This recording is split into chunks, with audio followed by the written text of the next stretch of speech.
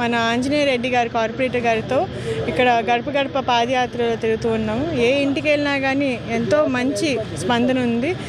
ఈరోజు మీరు చూసుకుంటే జగన్మోహన్ రెడ్డి గారి పాలనలో ప్రతి ఒక్కరు కూడా ఎంతో సంతోషంగా ఉన్నారు.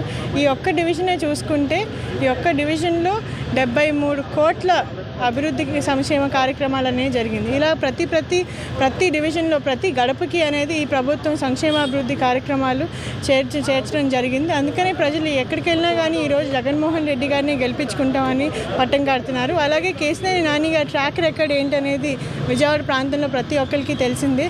నీతిగా నిజాయితీగా ఆయన పదవిని కానీ పార్టీని కానీ ఎప్పుడూ అడ్డు పెట్టుకుని ఏమీ సాధించలేదు. ఎప్పుడూ కూడా ఆయన సొంతానికి ఆలోచించకుండా ప్రజల కోసం ఆలోచించారు. విజయవాడ ప్రజల కోసం, విజయవాడ ప్రాంతం కోసం ఆయన కష్టపడ్డారు.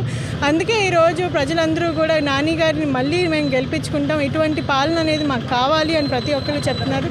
8,000 కోట్ల నిధులతో ఆయన ఈరోజు విజయవాడ రూపురేఖలను అనేది మార్చేశారు. రహదారులను చూసుకోండి, అలాగే ఫ్లైఓవర్లు చూసుకోండి, ఎయిర్పోర్టు, జీజీహెచ్లో సూపర్ స్పెషాలిటీ, ఈ రకంగా కేసీఆర్ నాని గారి మార్క్ అనేది విజయవాడ ప్రాంతంలో మీరు ఎక్కడ చూసినా కానీ కనపడుతుంది.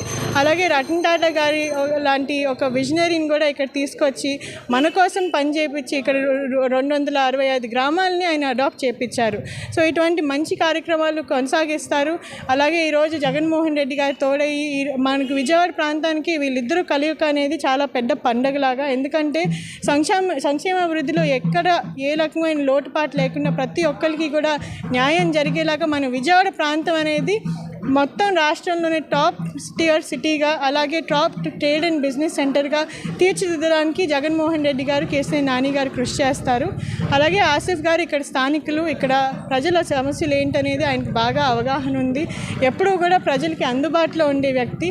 సో ప్రజలు కూడా ఈరోజు అటువంటి వాళ్ళనే కోరుకుంటున్నారు. ఏ ఢిల్లీకో అలాగే హైదరాబాద్కో ఎలక్షన్ తర్వాత వెళ్ళిపోయి ఆ తర్వాత మేనేజర్ని ఇక్కడ వదిలేసే వాళ్ళు అనేది మాకొద్దు, ఇక్కడ మాకు స్థానికులే కావాలని పశ్చిమ నియోజకవర్గం ప్రజలందరూ కూడా తేల్చి చెప్తున్నారు. Thank you.